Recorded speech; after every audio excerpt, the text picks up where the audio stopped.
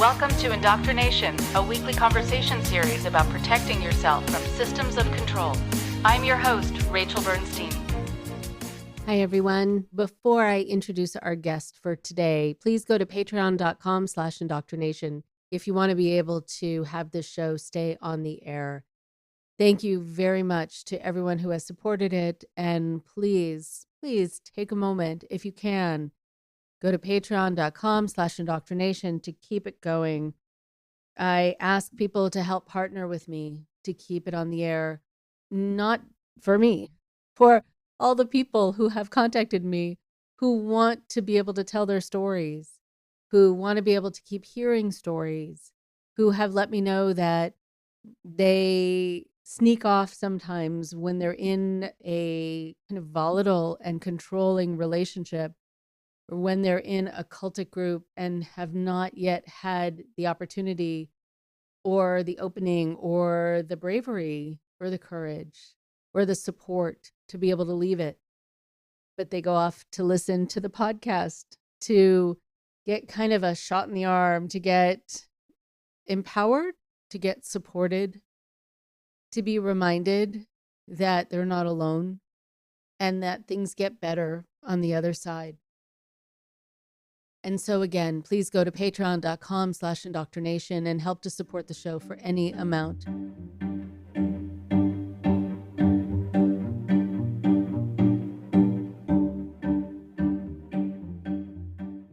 And now for today, I am so excited to have Ariela Sarai.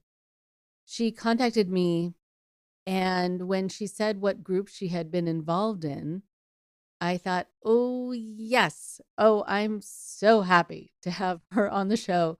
I've been hearing about this group for a long time and have not yet been able to have somebody, to get somebody to tell their story within this group, to talk about what happens there.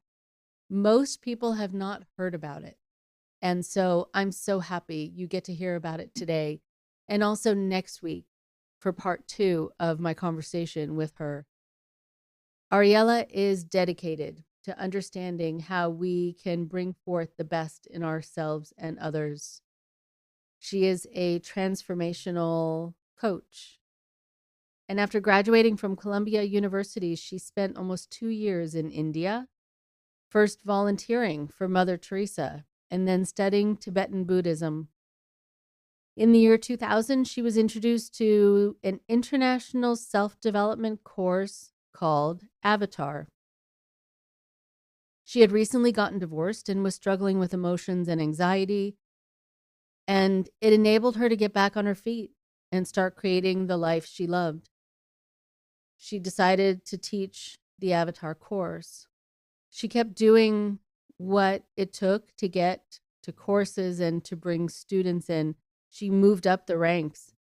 Gradually, she began to get exhausted, though, and depleted, both emotionally and financially. She stopped prioritizing family and friends. She was devoted to what she calls the mission of recruiting as many students as possible, which she thought was the best way to help the world.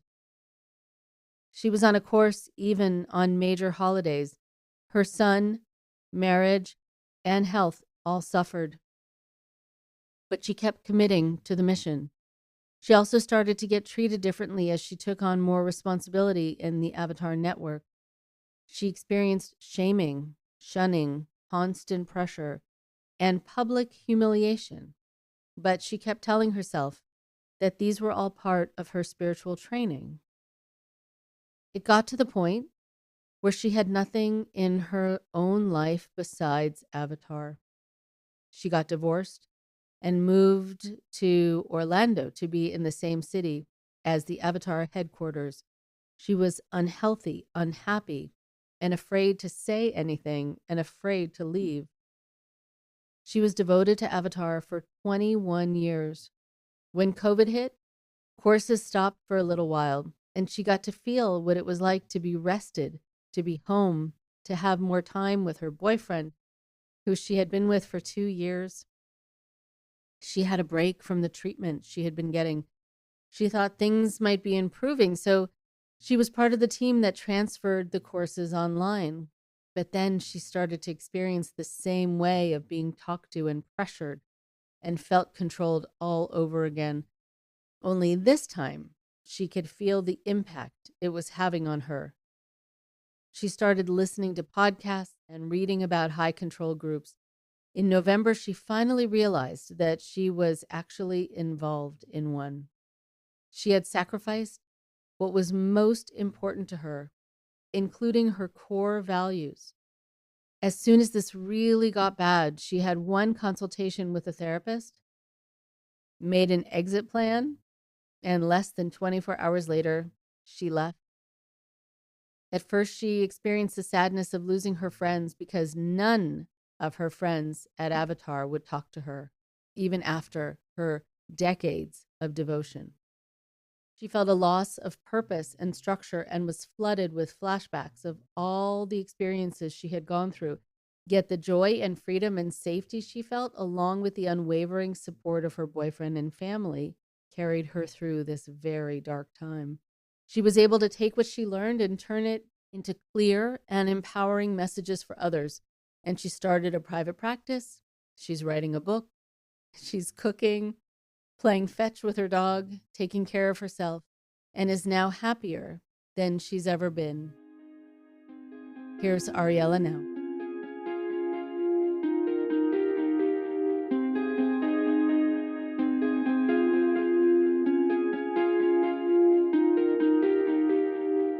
So I am so happy to have Ariela Sarai on the show today, and we have a lot to talk about. So this may be one episode or it might be two because there is a lot to cover. I'm really excited to be speaking with you because you're going to bring an interesting perspective, both personal and professional, to your experience. And you're also going to be talking about a group that by and large people have not heard about and people have not yet been really open in this kind of forum to talking about. And so all the more reason that it's really a perfect fit and I think a real gift to give people to know what groups to do your research about before you get involved. Okay, so would you like to introduce yourself? I was a psychotherapist for about 15 years, and I worked with all kinds of people. I worked in hospices, hospitals, foster homes. I just loved working with a lot of people, and I was also always interested in spirituality. So I actually went to India for 2 years on two trips, and I studied Tibetan Buddhism on one trip and lived there. And then I also went and volunteered with Mother Teresa. So I've explored a lot. I've always been interested in working with people, helping people, understanding how people work. And there came a point as a therapist where I felt like I wasn't growing enough personally. Mm. I was stuck. I had been through some things. I had a lot of emotions that I couldn't get through. And I was looking for something more. So I was introduced by a dear friend of mine to a group called Avatar, and it's a course. And at that point, I had been divorced, I had a 3-year-old son, and I was a single mom and struggling with all these things. And I thought, wow, let's go check it out. So I took this 9-day course, and it was very transformative. For the first time, I actually got a different kind of result than I had gotten in my prior practice and in my own therapy. So I was very excited. I'm And curious, just I don't want to interrupt the flow of what you're saying, but I was curious yeah, when you say it was transformative and you got something you hadn't gotten before. So, what were some of those things and how was it transformative? there were a few things. So, first of all, the tools that they gave me were very effective. So, as I was able to move through emotions that I had never been able to move through and feel very in charge of my emotional state, Mm. I learned how to create what I wanted to create and really focus on it. I learned how to control where I put my attention. Also, the people that were teaching me really listened. They were really with me. So I felt very heard. Mhm. I felt cared for. It was a really unique and great experience. And then I also had these tools that I could then take into my life and use. Okay, that sounds actually, yes, I understand why it would be transformative. And I think it's really important to say those things because it's an important point, I think, where people they hear about the negative about a group and how things went awry. And the question is always, well, why did you get involved and why did you stay involved in something that was like this? And it's because it wasn't always like this. It was enough for you, who had had lots of other experiences, to really kind of draw you in because of something really very tangible and positive, at least Ab- at the beginning. Absolutely. Okay. And then I went to the next level, the master's course, where you learn how to teach and how to be present with others. And honestly, at that point, I thought I had found like exactly what I'd always been looking for Hmm. because it was a worldview that sounded amazing to me. Let's help the world. Let's help people awaken out of their suffering. Let's do it together. The people were really nice. It was like a built-in purpose. And then I thought also that I could make money doing it in an honest way so that, I could stay on my purpose and make money. And I thought, wow, what is better than this? I'm going to do this. Right. And how nice also, and thinking about your natural proclivity to receive something and then want to give it and want to share it. That is very lovely. Sometimes that propels people to teach within the group and also sometimes outside of the group. And we'll talk more about that because I know that that's part of your story.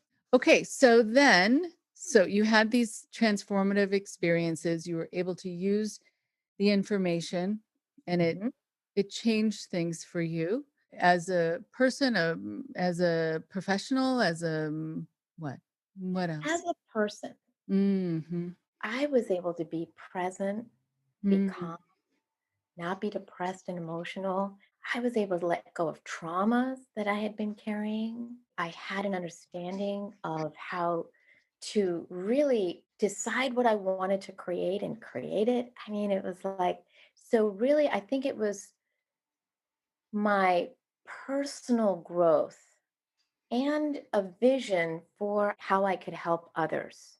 I knew that I had to keep it separate from my professional life at that time. I couldn't just take the tools isolated and use them in therapy. It Mhm. wouldn't make any sense because it's a whole program.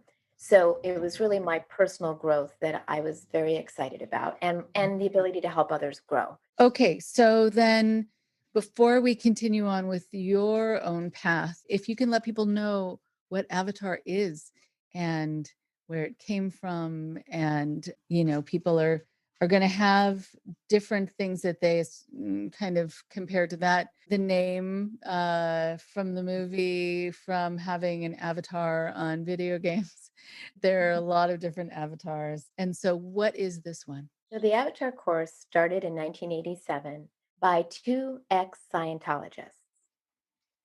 And the course has now spread to over 70 countries and has been translated into over 32 languages and has had more than 100,000, I don't know the number, people take the course and over 10,000 people teaching worldwide. Wow. So, Wow. mhm, That's incredible, actually. yeah, Wow. it's quite a network. Yeah. Okay. So then when you said it was started by people who were former Scientologists, so then that lets me know, it lets other people know that there was probably an infusion of Scientology thinking or terminology, which you might not know if you haven't been in Scientology. But once doing research, you'll see a lot of crossover. So where was there that crossover where you thought, oh, this is a direct connection or descendant of Scientology? Well, honestly, not until I left. this past November Mm. Mhm. because I kept myself unaware. And what I was told was that they left Scientology because Scientology was a cult and they were doing it differently. So I never researched or focused on any of the connections. And, obviously I haven't done Scientology, so I can't speak to it. But just from what Mhm. I researched and heard, I can now see some parallels. Mhm. Okay, so yes, so from what know about it, yes, there are a lot of similarities.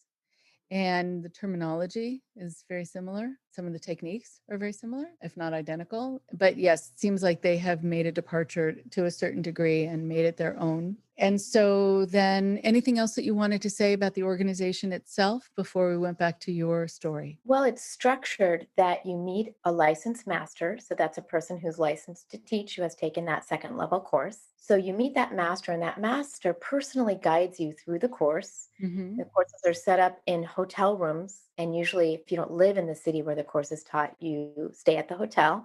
And your master is there with you and guides you personally through the course alongside of other masters who are also teaching. So Avatar will put on the course, and we're having a course in such and such a city, this date and time. And then you, as a master, attend and you bring your students. Very Hmm. personal. You get a lot of one to one attention. Hmm. Which feels very good. Yeah, Yeah. I mean, it does. we all, well, by and large, we like that.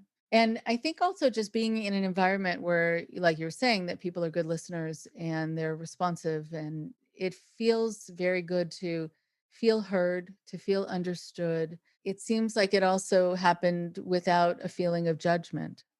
Yes, Mm. that's true. Okay. There's a non judgmental environment created for the students. Hmm. Okay. All right. So right. I got that when you said for the students. So we'll come back to that. All right. So then it sounds like you got involved and you moved through the program. So what happened next after you were doing these different parts of the program? So then I decided I wanted to start to teach. And at Hmm. that point, I had a small private practice as a therapist. Hmm. And the teaching avatar really excited me more than that. So at that point, I was a single mom.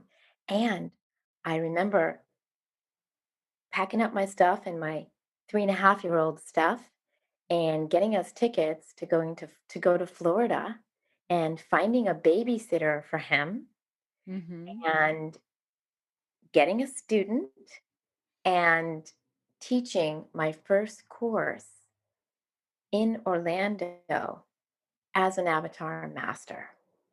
Wow. So that was the first thing. Now, what I want to say about that is it was very exciting, but it was also very difficult Okay. because even with one student, with all my expenses, which I paid, you pay for your expenses. A student pays you, and then you pay for your expenses. And so um, I still, I ended up spending money to go on that first course and on many subsequent courses, as it turns out. Mm-hmm. And the hours were very long. So I started at 7 a.m.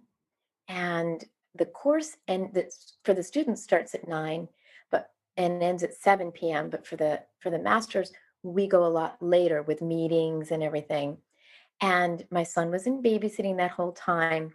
And so um, it was hard to get him food and myself food. There was a lot of challenges. And I thought that I just needed to get used to that. And it would be a really great growing experience to be able to get used to that.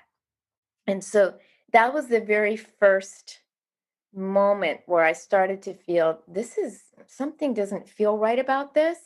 But I dismissed it because I thought this is so great and it's just all part of it and I'll learn how to handle it.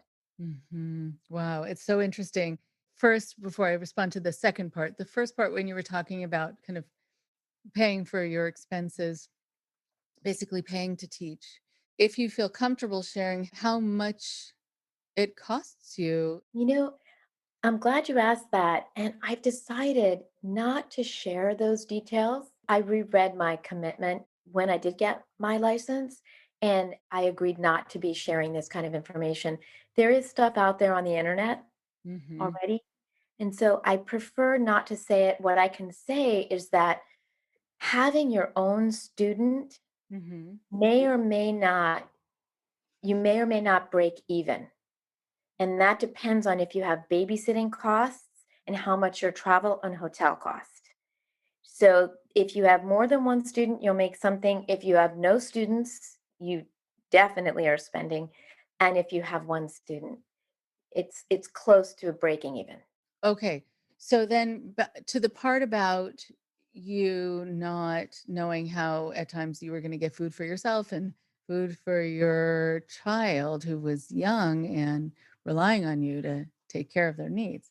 Uh, and that your initial response to it, which is very common, was to say, this could be good for me, to Mhm. have to figure this out, to have to go through this challenge, this struggle, and come up with a plan or work through it somehow or live through it. It's reminding me of people who go to yoga studios who are really pushed beyond what is comfortable and safe for them, but are told this is the way that they kind of get to the next level and it's for their own benefit. There's a lot of that in a lot of different groups. Oh, yeah. And that was just the beginning. And just to be clear, I didn't have trouble paying for food, but just organizing how I was going to get him a meal with my schedule was really the timing thing, as you Yeah. probably, I just want to be Yeah. clear. Right. You know, Oh, yeah. how we were going to get all our needs met and get him to bed and then wake up. And, there was a lot of coordinating. But Yeah. yeah. But you're right. That's a lot of what I learned. And I might as well just start to share some of that now. Hmm. I feel like when I share like the trajectory of what happened, it gets very intense. But the start of that is what I now call micro compromises of your integrity. Hmm. Wow. Hmm. They're so micro that in the moment they're very easy to justify, Hmm. but they erode at your ability to discern if something feels okay to you or not. And it makes you lose trust in yourself, and it creates a dynamic where you are very easily influenced. Hmm. You lose your own internal compass. Hmm. So I want you to be able to talk more about that because I think that's a fascinating term. And the micro part is often how it is that people will say, this didn't happen right away.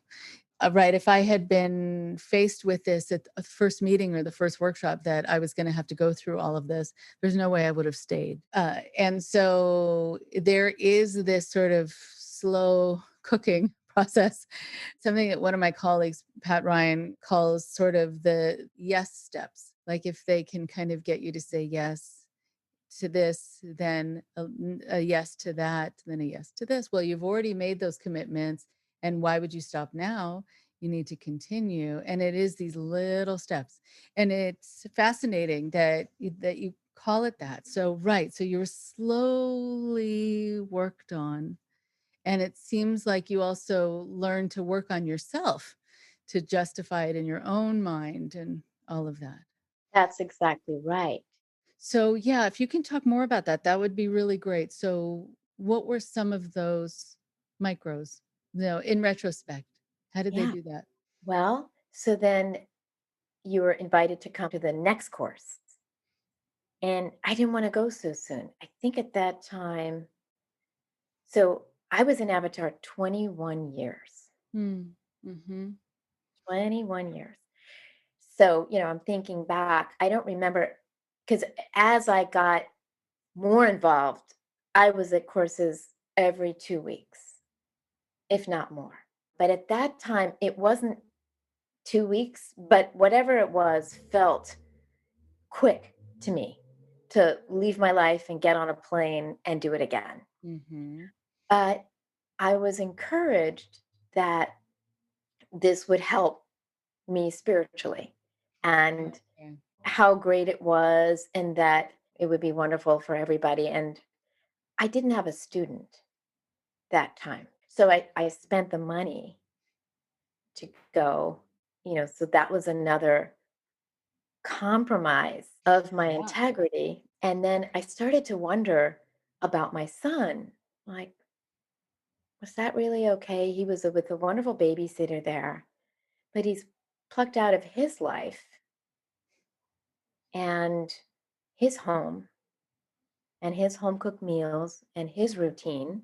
Hmm. And was that okay? So that was another thing I started to feel. And I also started to feel tired. Like the hours were very long.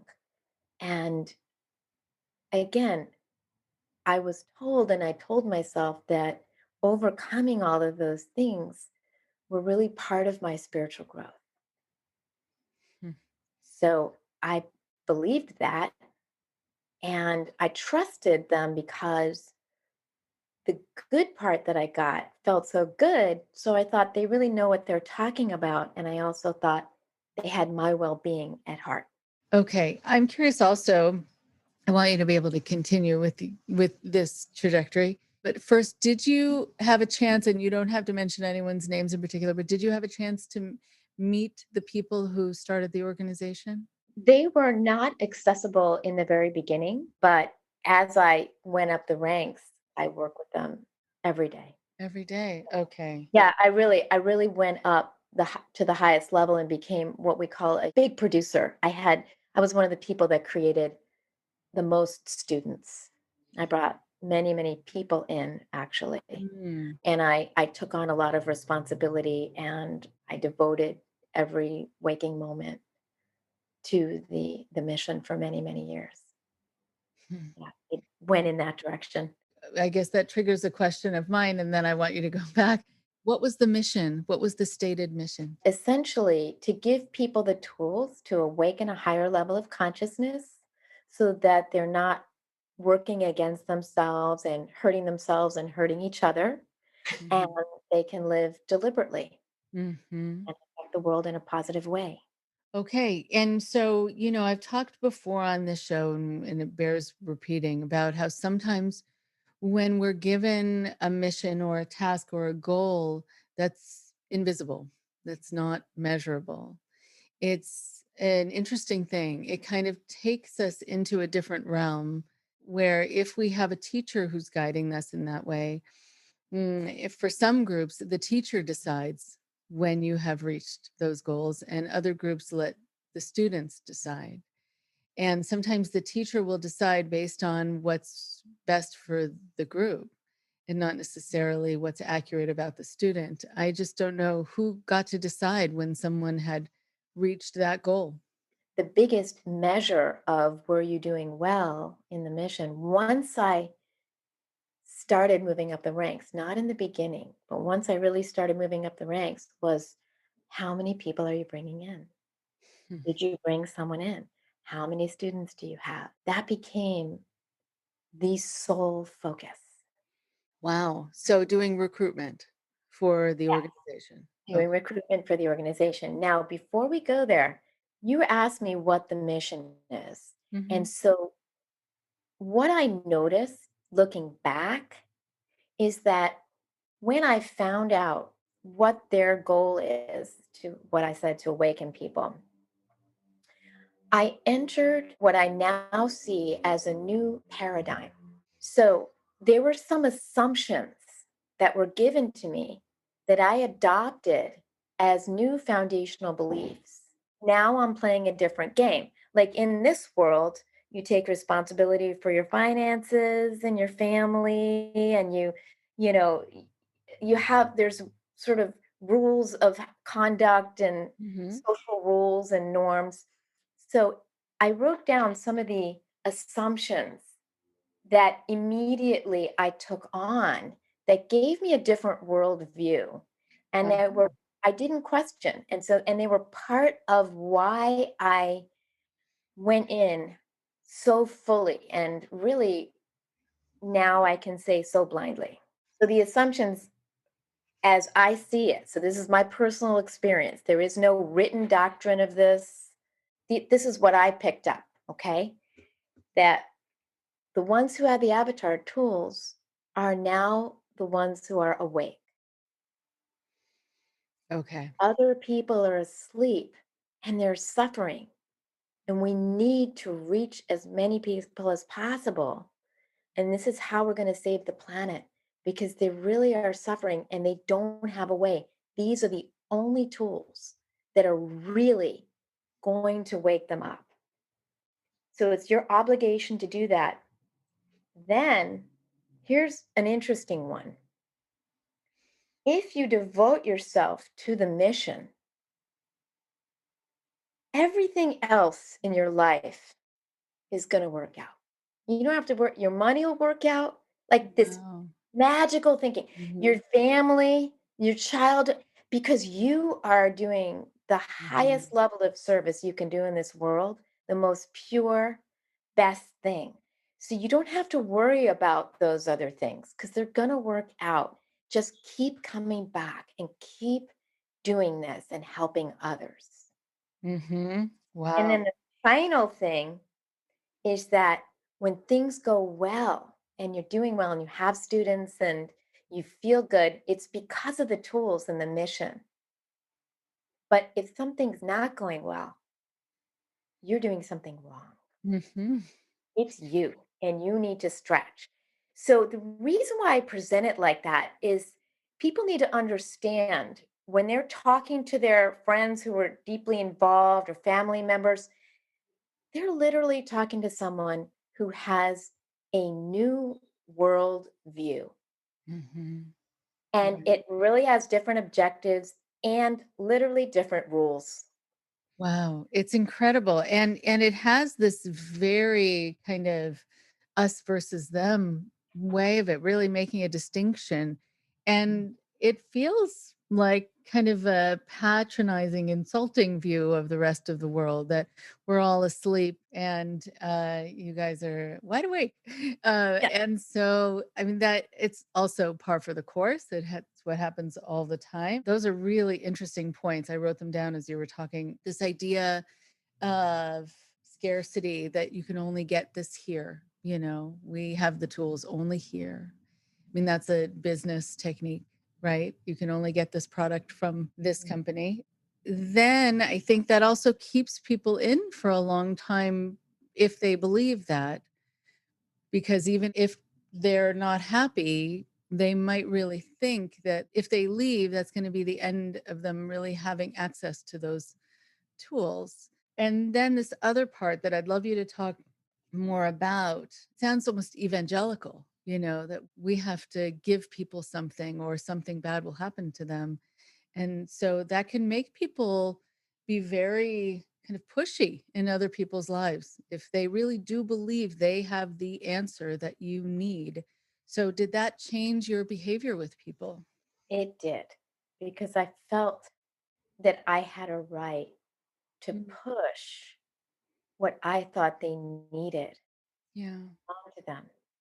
Hmm. Now, I wasn't as pushy as some, and I actually got in some trouble for that, but I still pushed people. And as I moved further and further up, I was responsible for more people. And then I was helping now people who were teaching get their own students, right? So it wasn't just mine, but I was teaching people how to get students. And I did really try to influence people. And I thought I was doing it, I told myself I was doing it for their own good, Hmm. but I saw a lot of people ruin their finances and their personal lives and their mental health. And of course, they made those decisions, and it depends on how long they stayed. And frankly, it's not like binary, it's not all bad. I helped a lot of students have really incredible transformations as well. So it was both, but I Right. definitely pushed. As you take more and more responsibility, you Hmm. have to sign that you're going to be at a course eventually every month. It was the rare person that could find a job and create income that would allow them to leave for 10 days to 2 weeks every 2 weeks. So Hmm. that was an interesting dilemma that was never fully addressed head on. So that's part of what happened. Interesting. Right. Mhm. Even though they said that if you devote yourself to this, then everything will work out. Right. Okay. But So, you believe that, and so mhm. then you have this confirmation bias, and you just think you need to keep improving yourself. The reason why that's not, you don't say, "Oh, maybe that's not true." Isn't that interesting? You don't question that. You question yourself and you go, "Gosh, I need to improve. And when I improve, then this will be true." Yes. Right? You keep gotta building your skill. And it's not easy to get Mhm. people that the course costs $2,300 plus hotel and airfare. So, it's not like you can find people every day of the week easily. And Mhm. even at that time, it costs that. So it's not, it's not impossible, but it's also not an everyday thing that's a given that you're gonna be able to do it all the time. Right. No, definitely not. Okay. So then about ruining people's lives and then mental health. So can you give some examples of what you saw? Well, I'm gonna share from my own personal experience. So I met somebody and we got married. That was actually my second marriage. So I had my son, and then I met somebody, and we started to build a life together. And when my son started going to school, elementary school, I still was bringing him with me for a little while.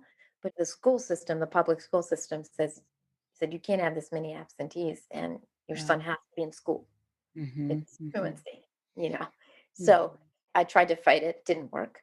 And so then I started leaving my son with his stepdad and leaving the relationship all the time and spending money. Right. Now, it just so happens that my husband at the time worked really hard and was very independent. So it kind of worked for a little while. Again, it's the same thing.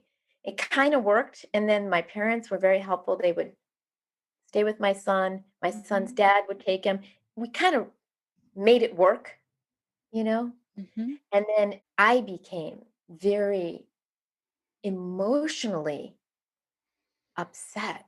So where I had had all the gains, then when I started leaving all the time, and then I couldn't get my relationship on a good footing, and then I was leaving my son, and then it was starting to not work, and I had to get babysitters, and then things started to kind of fall apart.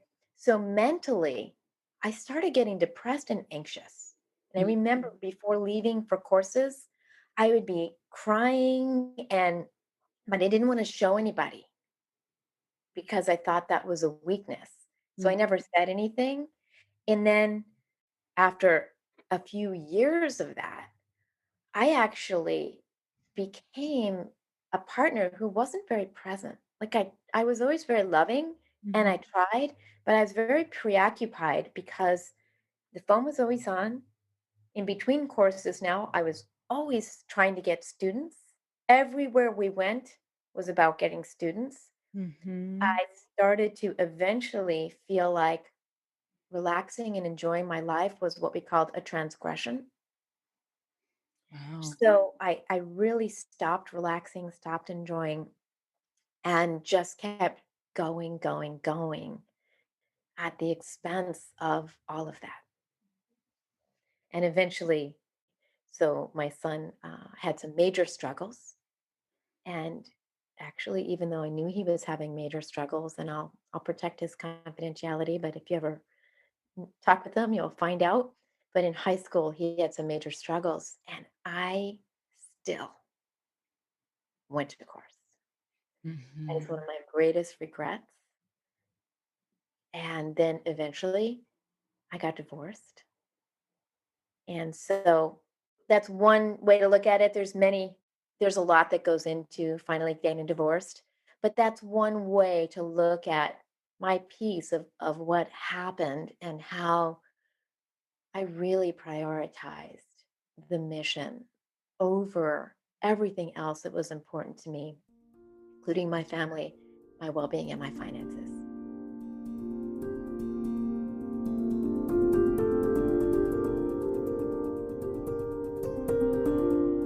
Hi, everyone. If you haven't already done so, please, please, please go to patreon.com/indoctrination to become a supporter of the show. It is vital to be able to keep it on the air. As people know who listen to this every week, I pay for it out of pocket. And every amount helps when people go to patreon.com/indoctrination to become supporters of the show, to become patrons. I am getting close to being able to say that I'm breaking even, but I would like to be able to not only break even, but be able to have enough to be able to ensure the future of this show. So please do what you can and partner with me and partner with my team and go to patreon.com/indoctrination and become a subscriber. And now you get some cool goodies and some merchandise that we've put together for you. And I can't wait to be able to share it with you. Thank you so much. And now, one more thing before you go. Thank you so much to Ariela. I love that she was able to be on the show to talk about a group that I've heard about for many years, but the public really hasn't heard about. I remember years ago going into some random store here in Los Angeles and seeing a flyer for this group. And everyone seemed so happy and smiley. And, because I've been in this field a long time, there was something that just felt off about it. Everyone was a little too smiley. And so I wondered, what is it about this group that's sort of feeling off to me? Well, Ariela and others who have now come forward to talk to me personally, and now Ariela publicly, helped to confirm the suspicions that I had that something was and is off. I think one of the things that Ariela said, though, that left an impression on me was when she said that it was very powerful for her when she first got involved in the group because she felt listened to. She felt heard. People asked her questions. They wanted to know. They wanted to know about her.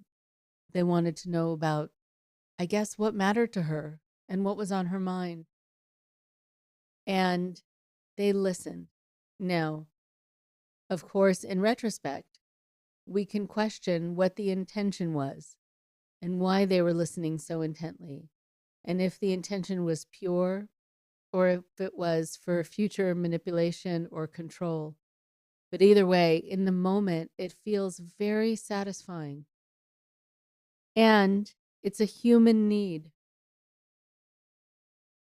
What I am going to say is not at all meant to blame parents, loved ones, other caregivers. I don't think you ever need to take responsibility for other people taking advantage of a human need and the human need just to know that we matter. But there is a huge amount of power that comes along with being the listener, relaying back to someone that you heard what they said and that it mattered to you.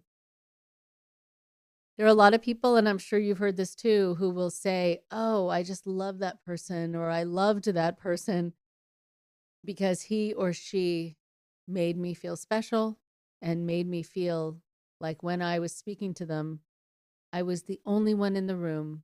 I was the only one who mattered. So I want to be able to say to people to remember that it actually doesn't take a lot of effort to help people know that they matter. But it also doesn't take a lot to make people feel that they don't matter. And what I mean by that is, I remember when I was working at a school for many years doing counseling, I would see that there were some parents who would show up to pick their kids up at school, and the parents were on the phone. And they stayed on the phone, even when the classroom door opened and the kids were coming out wanting to tell all about their day. And instead, they were kind of shushed and reprimanded. You know, mom's on the phone. Let's talk later. Or don't talk to me now. Dad's on the phone. And I'll talk to you when we get home. But as we know from kids, that's missing an opportunity. Once they get home, sometimes that's too late. They've already moved on. And what's their motivation to want to tell you about their day? Because it didn't matter to you before. Why would it matter to you now? There are plenty of people, too, who will pick up their kids and be on the phone in the car or have another passenger in the car who they're talking to. And so that child feels that they need to be quiet so they're not interrupting. But in that moment, it would take very little just to be able to put the phone down or tell the person in the car, hang on 1 second, my kids are getting in, and I want to be able to ask them about their day. It's so little effort, but it's so monumental. I want you to know that whenever people feel ignored, they will be drawn to the people who make them feel not ignored. And sometimes we push people into situations because they're so hungry to be heard that they don't even question who these people are who are listening or why they're listening. And they don't take the time to kind of discriminate if this is someone who really does care about them for the right reasons. It feels almost like being so thirsty that you'll take a glass of water from anyone who hands it to you. As a mom, I do a lot of listening. It's my role and it's my pleasure. And I'm happy when my kids want to open up to me about their lives or about something on their mind. I know I'm not always immediately available, but I try to be when I can be. And I think it is an honor when they want to open up about something private or something emotional. And as a therapist, I also do a lot of listening. And I've noticed it's a different kind of listening. I find I remember what my clients tell me in a greater way than I remember other things. And same with my kids. I remember what my kids tell me to a greater degree than I remember other things. I'll remember minutia when people tell me their stories. But it very often happens that I can't remember why I just walked into the kitchen. And I can't remember why I walked into the market and what was on my list that I left at home. But I think the different kind of listening is that I'm listening with intention. I know that if someone wants to share something with me and they go ahead and share it and it's personal or private or emotional, it says two things to me: that it was important enough, the content was important enough for them to want to share it with me, and also that they're entrusting me with it or kind of testing me with it to see if I can be trusted with it, if I respond the way that's helpful to them and that's kind and accepting. But I also know that with my intention is never to be the only one people can talk to. My intention is never to respond in a way that gets a message across that I am someone who is the only safe person, who's the only one who understands. It's something, though, that cultic groups will do. They will try to convince you that really they're the only ones who care, and they're the only ones who will truly get you. So I see my role as not being limiting and dependency producing. but rather expansive. Seeing how I can help my client, for example, add others into their lives so they feel connected to others, even one other person who can be invited or re-invited into their lives in a safe and supportive way. So they know they have more than just me to talk to. From early on in life, children and adults also want people to hear them. And not only hear them, but to really listen and to believe them, to empathize, to be interested, to want to know what they have on their mind. And in that way, it bolsters self-esteem. It bolsters self-esteem, especially when you do two additional things. When you do active listening and something that I call referencing. Active listening is a way to listen where you just don't say, but you say, wow. So what else happened? And then what? Oh, that sounds really upsetting.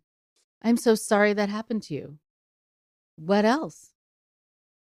Thank you so much for telling me. Is there something I can do? Is there more you wanted to tell me about it? It's so nice that you trusted me with this information. I hope to be able to talk to you more about it another time if it's still on your mind. That is active listening. And referencing. Showing you cared enough to remember what they said so that you refer to it, you reference it the next day or the next week by saying things like, so sorry yesterday was a hard day, or I remember what you shared with me last week. So was this week any easier or was it the same? Things like, oh, whatever happened with that situation at school or work or home or within your relationship. One of the things that I remember learning when I was talking to someone who got involved in a group where she was fully radicalized, she was caught up in a movement where she said she would be willing to die for the cause. And this is something that I've talked about previously on the podcast. When she was asked why she got drawn in to this organization, if she cared a lot about the mission or the ideals, and she said no. It was fascinating. She grew up so isolated. She was one of many siblings, and there just wasn't enough attention to go around. And her folks were not really very involved. The kids kind of took care of each other. And she said that she got involved in a movement and in an organization because they remembered her birthday. Somebody asked her about her and asked her when she was born. And when it was her birthday, they contacted her to wish her a happy birthday, which was more than anyone in her family had done. And that was it. She felt heard. She felt her information mattered. It was referenced. It was remembered. And she felt connected. And they cared about her, so she decided to care about them and their message. It's important to not leave people hungry for that kind of attention. It's important also for you to know that you need to surround yourself with people who don't leave you hungry for that kind of attention. You want to be able to fill the people up around you with enough sense that they matter to you, that then they don't need so much of it from someone who's random. And they won't be so desperate for it. So desperate where they won't question who this person really is and why they're listening so intently. So please remember how easy it is to not leave people hungry for this kind of caring and listening. Because sometimes when people are listening, they can confuse it with caring if they're so hungry for it. And don't settle for being surrounded by people in your life who leave you so thirsty, so hungry. You deserve better. Talk to you next week. Thank you very much for listening. Please support Indoctrination on Patreon at patreon.com/indoctrination. Be sure to give us a follow on our social media. Find us on Facebook and Instagram using @Indoctrination Podcast.